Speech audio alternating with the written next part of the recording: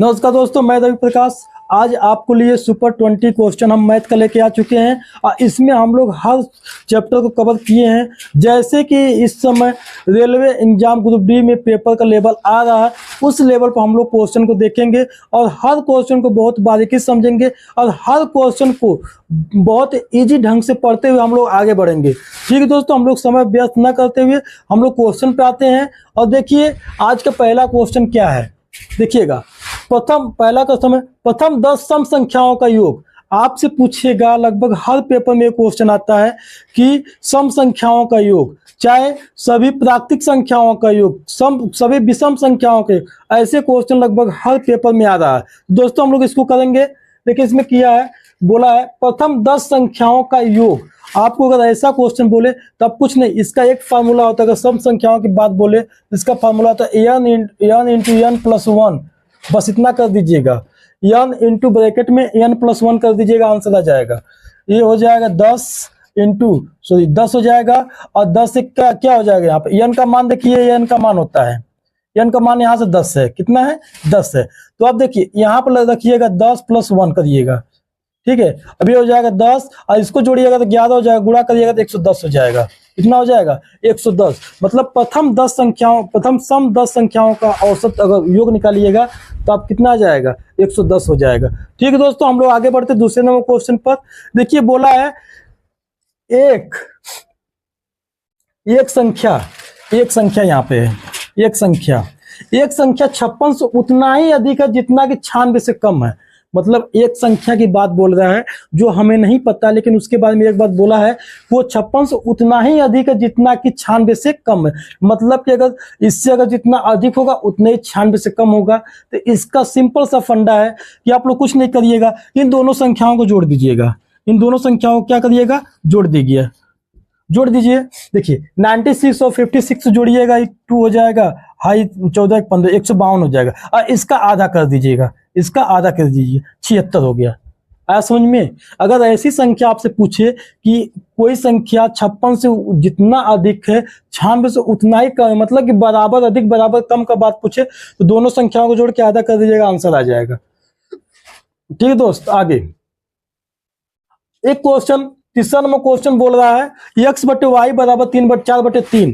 तो इसका मान और इसका मान पूछ रहा है, तब कुछ नहीं करिएगा, जो x का मान इसमें पुट कर दीजिएगा और y का मान इसमें पुट कर दीजिएगा। देखिए क्या आता है, देखिए 3 और x का मान यहाँ से 4 हो गया माइनस, तो और यहाँ से y का मान कितना हो गया, 3 हो गया, प्लस हो रहा है बट्टे। और यहाँ से देखिए x का मान 3 गुणे 4 हो जाएगा, यहाँ माइनस हो जाएगा और यहाँ हो जाएगा और 2 गुणे 3 हो जाएगा। करिएगा तो ये हो जाएगा 4 3 12 हो जाएगा और 3 दूना के 6 हो जाएगा, 12 6 18 हो जाएगा। और ये 4 3 12 हो जाएगा, 3 दूना के 6 हो जाएगा, घटा दीजिएगा 6 हो जाएगा, काट दीजिएगा 3 आ जाएगा। कितना आएगा, 3 आएगा। ठीक है दोस्तों, चलिए हम लोग अगले क्वेश्चन पे चलते हैं। आप लोग आशा है कि बहुत अच्छे समझ में आ रहा होगा क्वेश्चन। हम आगे बढ़ते हैं। देखिए एक परिवार में दूध का खर्च प्रतिदिन की बात बोला है। दूध का खर्च प्रतिदिन, यहां लिख दीजिएगा, प्रतिदिन 3.5 लीटर है, 3.5 किलोग्राम है। ठीक है दोस्त, एक परिवार में दूध का खर्च 3.5 केजी प्रतिदिन है। अगर बोले कि अगस्त माह और वर्ष 2003 की बात बोले तो उसमें दूध का खर्च क्या होगा। देखिएगा जब अगस्त का बोल दे और 2003 की, इसमें 31 दिन का माह होता है। कितने दिन का माह होता है, 31 का माह होता है। और इसमें 3.5 से गुणा कर दीजिएगा, 3.5 से गुणा कर दीजिएगा। ठीक है, जब 3.5 से गुणा करिएगा, देखिए 3.5 से गुणा करिएगा तो ये हो जाएगा 31 3 हो जाएगा, 96 हो जाएगा। और इसका आधा अभी बचा, इसका आधा करिएगा तो 15.5 हो जाएगा, 15.5 जोड़ दीजिएगा, ये हो जाएगा 8, ये हो जाएगा 10, मतलब 108.5 लीटर। कितना केजी, 108.5 केजी। मतलब कि एक दिन का अगर 3.5 लीटर है तो अगर 31 दिन का मान निकालिएगा तो 108.5 केजी आएगा दूध। ठीक दोस्त, बहुत अच्छा सवाल है और आगे बढ़ते हैं। देखिएगा ये देखने में छोटा लग रहा है लेकिन इसको बहुत बारीकी से करिएगा, बहुत ध्यान लगा करिएगा क्वेश्चन को। देखिए इसमें क्या करना है आपको, कुछ नहीं करना, बहुत ज्यादा तो कठिन नहीं है। देखिए 33.1.4। इस क्वेश्चन का देने का मतलब ये है कि इस ऐसे ऐसे क्वेश्चन आपको ग्रुप डी के पेपर में बहुत ज्यादा आ रहे हैं। देखिएगा, हम कह रहे हैं कि यहाँ से दशमलव हटाइएगा तो डबल जीरो लग जाएगा नीचे, क्योंकि जितने अंक पर दशमलव लगता है नीचे उतना जीरो लग जाता है। और यहाँ एक अंक पर दशमलव तो इसको हटाइएगा तो यहाँ एक जीरो लग जाएगा, काटिएगा इसको, ये खत्म। अब देखिएगा, इसको 11 काटिएगा नीचे 10 हो जाएगा, इसको 11 या 33, जीरो 11 या 33। अब इसको काटिएगा तो ये हो जाएगा 30.3 आ जाएगा, 30.3 आ जाएगा। ठीक दोस्तों, आया समझ में? ये क्वेश्चन ऐसे ऐसे पैटर्न के क्वेश्चन ग्रुप डी में बहुत सारे पूछे जा रहे हैं, इसीलिए हम इसको लेके आए हैं। आगे, यदि 12 व्यक्ति एक कुएं को 20 दिन में बनाते हैं, खोद देते हैं, 12 व्यक्ति एक कुएं को 20 दिन में खोद देते हैं, तो 15 दिन में कुएं को खोदने के लिए कितने व्यक्ति की आवश्यकता होगी? मतलब 12 व्यक्ति 20 दिन में खोदते हैं, अगर हम 15 दिन में अगर गड्ढे खोदें तो उसमें कितने व्यक्ति की आवश्यकता होगी? बस कुछ नहीं करिएगा, इस व्यक्ति को 12 व्यक्ति पूरे 20 दिन में करता है, बराबर इतना ही कुआं, उसी कुएं को 15 दिन में करने के लिए एक व्यक्ति लगा दीजिए। इसको काटिएगा 5 3 15 हो जाएगा, 5 चौके 20 हो जाएगा, इससे काट दीजिएगा 4 से, मतलब 4 चौके 16, एक से बताओ कितने व्यक्ति? 16 व्यक्ति। मतलब अगर हम 16 व्यक्ति लगाएंगे तो वो कुएं कितने दिन में खनेंगे? 15 दिन में खोद देंगे। ठीक है दोस्तों, तो आप लोग क्वेश्चन को नोट करिए, हम लोग आगे फिर बढ़ेंगे।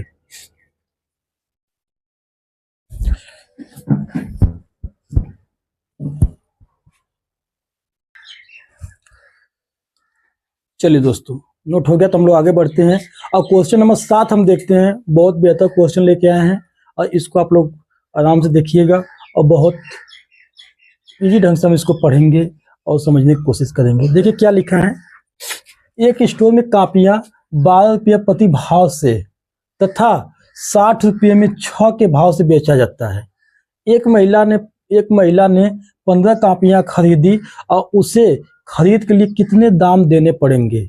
मतलब कि एक दुकान में आप जाइएगा तो आपको एक कापी 12 रुपये की पड़ती है, एक कापी 12 रुपये मिलती है, लेकिन आप अगर 6 कापी लीजिएगा तो आपको 60 रुपये मिलेगा।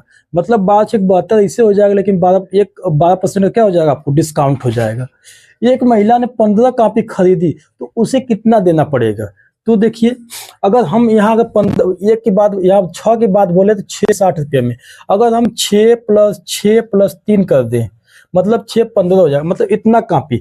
तो अगर 6 रुपये में 60 कापी मिल रहा है तो इस 6 रुपये का दाम कितना हो गया? 60 रुपया हुआ।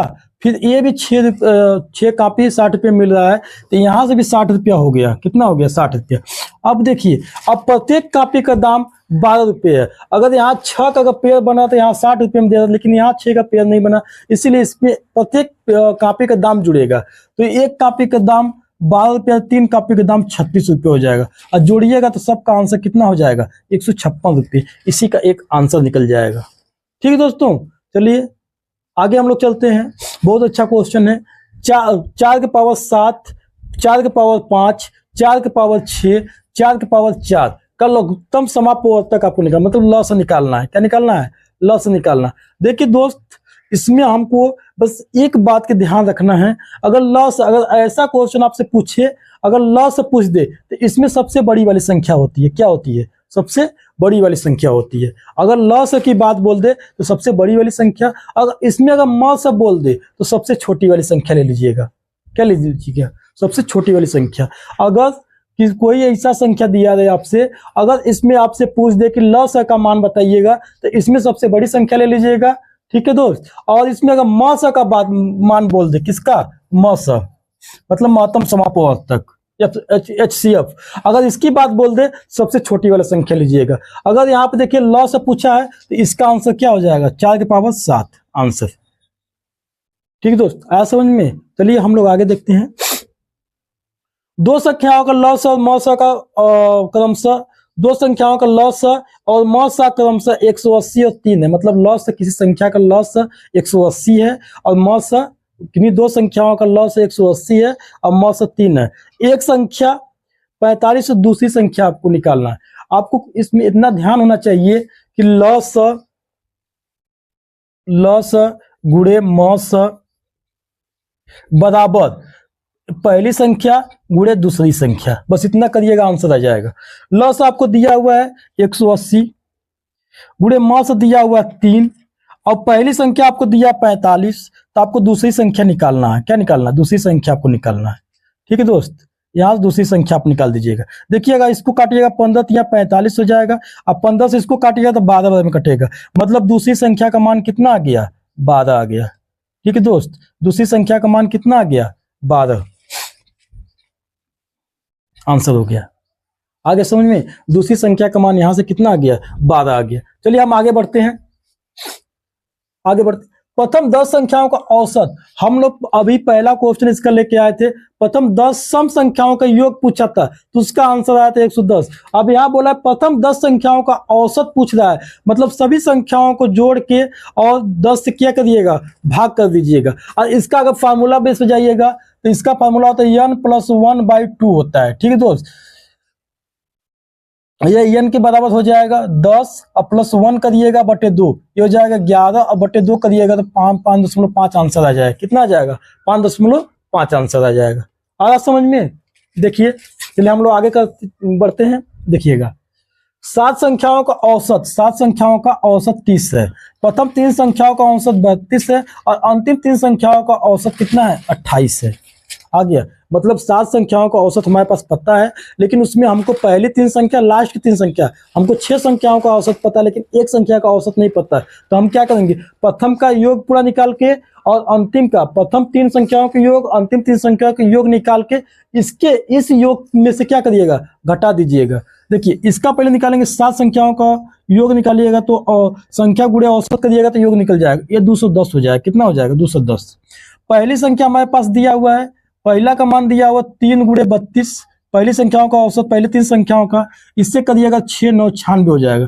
दूसरी संख्या यहां से निकालिएगा तो हो जाएगा 3 × 28 हो जाएगा, 8 लिखे 24 हो जाएगा, 84 हो जाएगा। मतलब अब इसको जोड़िएगा तो हो जाएगा 10 हो जाएगा, 17 1 18 हो जाएगा, 180। मतलब 6 संख्याओं का योग कितना हो गया? 180। टोटल एक कितना हमारे पास? 210। 210 में से 180 घटा दीजिएगा, चौथी संख्या निकल जाएगी 03। मतलब 30 आंसर हो गया। चौथी संख्या क्या आ गया? यहाँ पर 30 आ गया। ठीक है, तो आगे बढ़ते हैं। एक नगद की संख्या प्रति वर्ष 20% बढ़ रही है। कितना परसेंट बढ़ रही है? 10%, 20% रही। एक नगद की संख्या प्रति वर्ष 20% बढ़ रही है। यदि 1980 में जनसंख्या 24,600 थी तो 1979 में संख्या कितना होगा? ठीक है, आपको पता है कि प्रत्येक वर्ष, मान लो उनको, हमको नहीं पता है कि 79 में कितना रहा होगा, लेकिन कुछ तो रहा होगा। मान लेते x रहा होगा, कितना रहा होगा? x रहा होगा। अब प्रति वर्ष 20% बढ़ रहा है, तो प्रति वर्ष 20% बढ़ोतरी रहा है, मतलब 100 में बढ़ोतरी होगा तो कितना हो जाएगा? 120 हो जाएगा। 120 बटे 100 बराबर, इसी का मान दिया है 24,600। ठीक है, 0 से काटिएगा, खत्म। इससे काटिएगा, 12 गुना के 24 हो जाएगा। हाई एक 2 संख्या हो जाएगा, 12 25 60, इतना हो जाएगा। फिर ये गुणा कर दीजिएगा, x का मान हो जाएगा 20 500, ये आंसर हो जाएगा। ठीक है दोस्त, इतना आंसर आ जाएगा 20 500। मतलब कि 1980 में इतनी जनसंख्या थी, 1979 में इतनी जनसंख्या थी। ठीक है, अगर आप लोगों को समझ में आया होगा और आप लोग इसको नोट करिए, हम लोग फिर क्वेश्चन आगे लेके आ रहे हैं।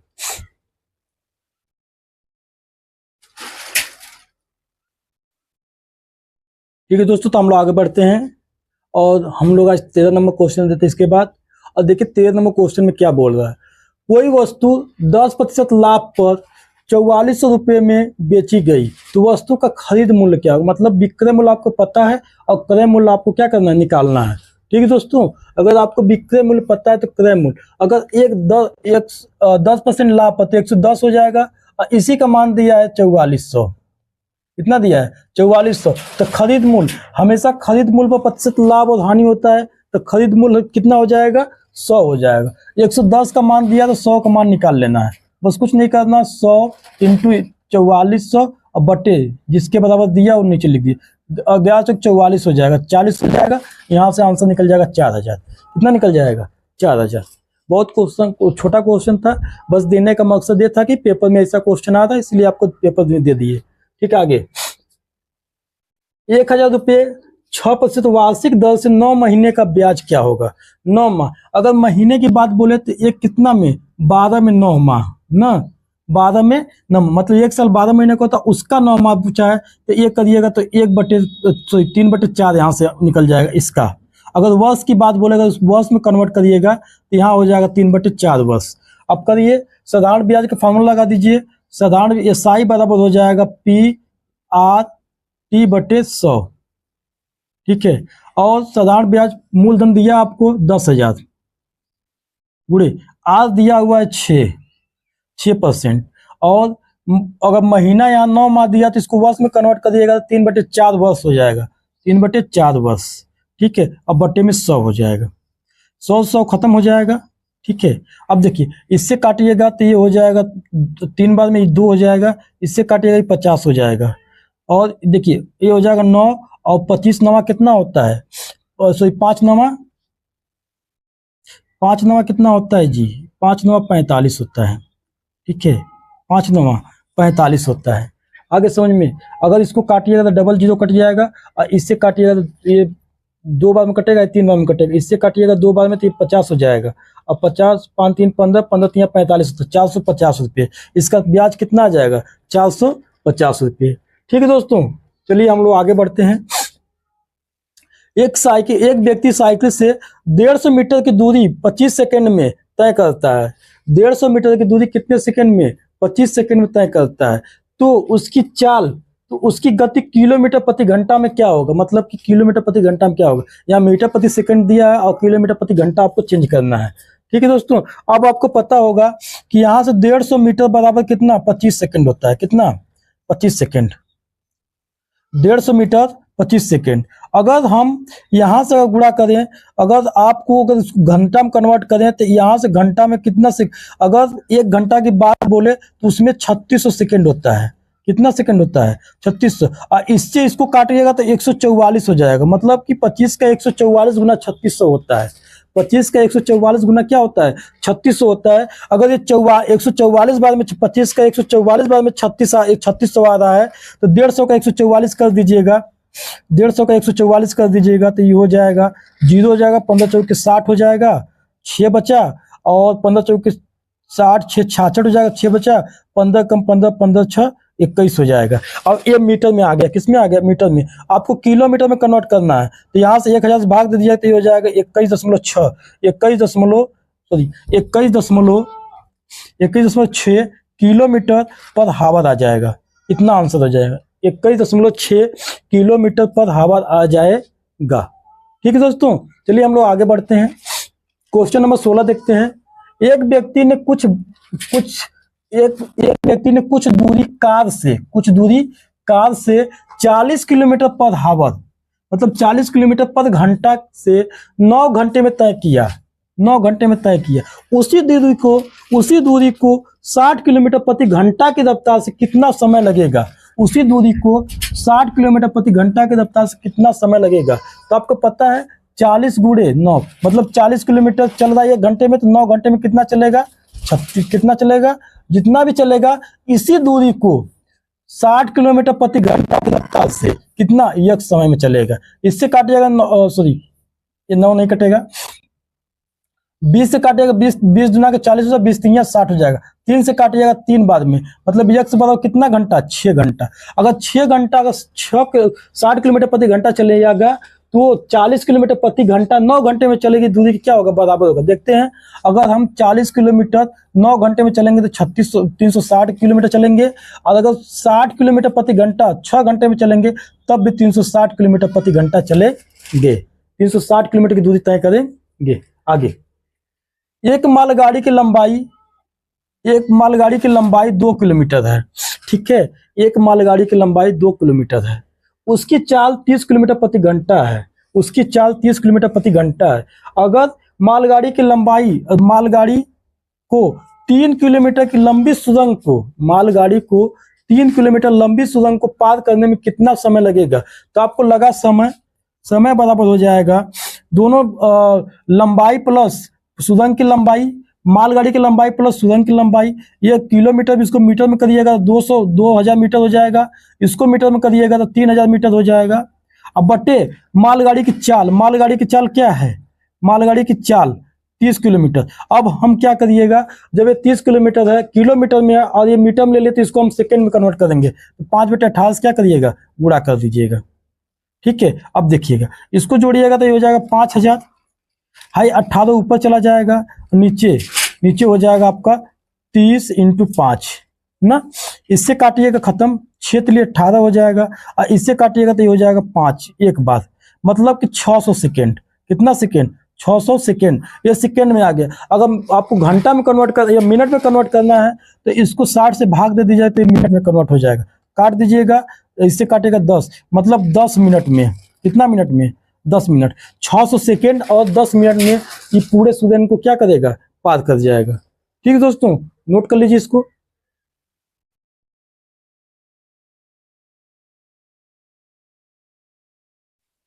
चलिए हम लोग आगे बढ़ते हैं।